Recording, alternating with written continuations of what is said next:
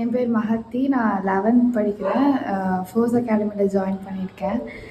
Chemistry class ரொம்ப நல்லா சொல்லித் தராங்க. டவுட்ஸ் நல்லா கிளியர் பண்ணாங்க மேம்.